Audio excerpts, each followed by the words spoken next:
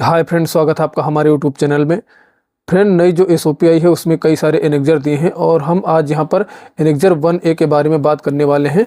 Annexure 1A children के लिए होता है, जो 18 वर्ष से अंदर के होते हैं उनका डीओबी अपडेट करवाने में, डीओबी लिमिट का सही करवाने में एनेक्जर 1A की ज़रूरत पड़ती है। स्टाम्प पेपर और एफिडेविट जो एनेक्जर 1A होता है उसको फिलअप करके उस पर नोटरी करवानी होती है। और ये एफिडेविट जो एनेक्जर 1A है इसको हम यहाँ पर आज फॉर्म भरना बताएंगे, कैसे फिलअप किया जाता है, कहाँ पर क्या फॉर्म के अंदर क्या क्या लिखा जाता है और इसको किसके द्वारा प्रमाणित करना होता है।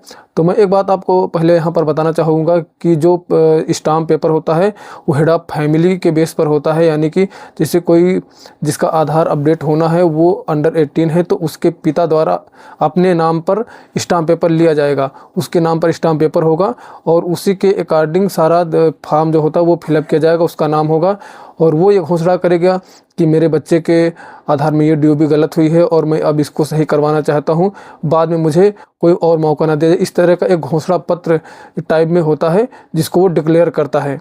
तो चलिए मैं आपको यहाँ पर सबसे पहले दिखाता हूँ जो ये एनेक्जर 1A है और उसको भर के दिखाता हूँ। यहाँ पर देख सकते हैं ये स्टाम्प पेपर है। इस तरह का आपको स्टाम्प पेपर लेना होगा।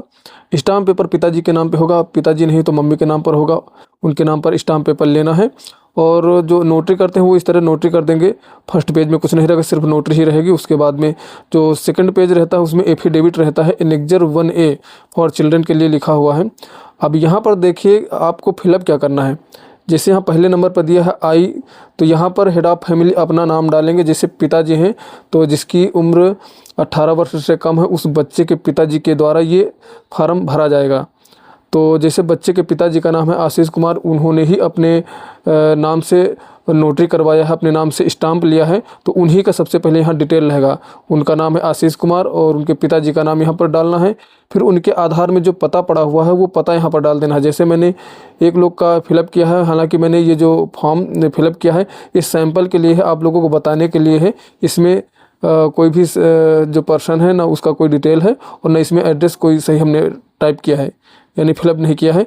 मैं आप लोगों को बताने के लिए इसको फॉर्म को फिलअप किया है। यहाँ पर हमने एड्रेस डाल दिया है, पिन कोड डाल दिया है और आपको ऐसा ही करना है कि पिताजी का जो आधार में जो जैसा एड्रेस है वैसा फिलअप कर देना। उसके बाद में पिताजी का आधार नंबर यहाँ पर डाल देना है। मैंने 0123 इस तरह डाला है। 01 से कोई आधार नंबर शुरू नहीं होता, इसलिए आधार नंबर गलत है। यहाँ पर आपको सही सही आधार नंबर डालना है। फिर दूसरे नंबर पर आता है that I am the resident of the above said address. पिताजी घोषणा कर रहे हैं कि मैं इस एड्रेस का निवासी हूँ। उसके बाद में यहाँ पर पहला नंबर दिया that I am the resident of address हो गया that I am parent legal guardian of the, यहाँ पर नेम ऑफ चाइल्ड यानी कि अपने बच्चे का नाम डालना है।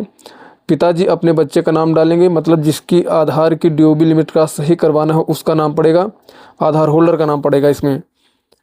मतलब हमने डाला है राहुल कुमार, मतलब इन्हीं का डीओबी लिमिट क्रॉस है, इन्हीं को अपने आधार में डीओबी लिमिट का सही करवाना है। तो इनके पिताजी ये फॉर्म भर रहे हैं अपने बेस पर और इनका आधार नंबर डालना है, यानी कि बच्चे का आधार नंबर यहाँ पर डाल देना है। The correct date of birth of my child, जो यहाँ पर सही डेट ऑफ बर्थ हो, जो आपको अपडेट करवानी हो वो यहाँ पर टाइप करना है। फिर यहाँ पर चौथे नंबर पर that the earlier recorded date of birth in Aadhaar of my child is, जो आपकी आधार में जो गलत डेट ऑफ बर्थ दर्ज हो गई है वो यहाँ पर डाल देना है। यहाँ पर गलत डेट ऑफ बर्थ डालना है। बेस्ड ऑन, यहाँ पर मैंने रिक्त स्थान इसलिए छोड़ा है कि इसमें डॉक्यूमेंट का नाम देना है कि कौन से डॉक्यूमेंट आपने लास्ट टाइम अपडेट करते वक्त लगाया था। टीसी लगाया था, मार्कशीट लगाया था, ग्राम पंचायत से लिखवा के लगा दिया था या स्टैंडर्ड फॉर्मेट लगा दिया था, जो भी लगाया हो अगर आपको याद है तो यहाँ पर लिख दीजिए कि ये डॉक्यूमेंट हमने लगाया है। ये डॉक्यूमेंट का नाम यहाँ लिखना है, नहीं तो छोड़ देना है डॉक्यूमेंट सबमिटेड बाय मी। उसके बाद यहाँ पर दैट आई हैव, उसके बाद में खाली स्थान यहाँ पर है, यहाँ पर आपको टाइप करना है वंस लिखना है। यदि आपने एक बार ही आपने पहली बार अपडेट करवाया तो एक बार ही यहाँ वंस लिखना है। अगर एक से ज़्यादा बार करवा दिया तो मोर देन वंस। हालांकि सबका एक बार ही होता है क्योंकि जब से डीओबी लिमिट क्रॉस का ऑप्शन आया है एक बार से ज़्यादा किसी का होता नहीं है। फिर यहाँ नेक्स्ट ऑप्शन दिया है that birth certificate of my child is being provided in support of DOB update request. यहाँ कुछ आपको कुछ नहीं करना है। फिर यहाँ पर that I wish to get my child date of birth updated in Aadhaar as, यहाँ पर सही डेट ऑफ बर्थ डालना है। जो आपकी सही डेट ऑफ बर्थ वो यहाँ पर टाइप करना है, मतलब पेंसिल लिख देना है। For which I am submitting his birth certificate as proof of date of birth. यहाँ हेड ऑफ फैमिली ये डिक्लेयर कर रहा है कि मेरे बच्चे के आधार में ये सही डेट ऑफ बर्थ अपडेट की जाए, जिसके लिए मैं बर्थ सर्टिफिकेट का प्रूफ दे रहा हूँ। तो उसके बाद नीचे दिया है that I further undertake that my child shall not be eligible for any further updation of date of birth in Aadhaar. Head of family का कहना है कि अब आगे कोई भी अपडेशन के लिए एलिजिबल नहीं रहेगा मेरा बच्चा। और यहाँ पर रूल्स और रेगुलेशन है 3 है। I undertake that I the document submitted as proof of date of birth is found to be fraudulent, false, forged, non genuine और my child was not entitled for the said document. The Aadhaar number of my child may be deactivated as per regulation 20 of the Aadhaar. कहने का मतलब ये है कि अगर मेरे द्वारा कोई fraudulent document, not genuine birth certificate या कुछ भी अगर गलत लगाया जाता है और वो पाया जाता है कि हाँ ये फ्रॉडलेंट डॉक्यूमेंट यूज किया गया है, तो मेरे बच्चे का आधार अंडर रेगुलेशन 28 में डीएक्टिवेट कर दिया जाए। ये घोषणा हेड ऑफ फैमिली मतलब पिताजी ये कर रहे हैं कि अगर ऐसा कुछ होता है तो डीएक्टिवेट कर दिया जाए, उसका पूरा जिम्मेदारी मैं लेता हूँ। उसके बाद में चौथे नंबर पर I hereby declare that all the information mentioned above is true to the best of my knowledge. In case of my any discrepancies the undersigned will be held responsible। कहने का मतलब ये है कि ये जितनी ऊपर दी गई जानकारी वो मेरे संज्ञान में बिल्कुल सत्य है। अगर कोई इसमें डिस्क्रिपेंसी पाई जाती है तो उसका उत्तरदायी मैं होऊंगा। यहाँ पर हेड ऑफ फैमिली ने पूरा अपना विधिवत एक घोषणा पत्र दे दिया है, डिक्लेयर कर दिया है।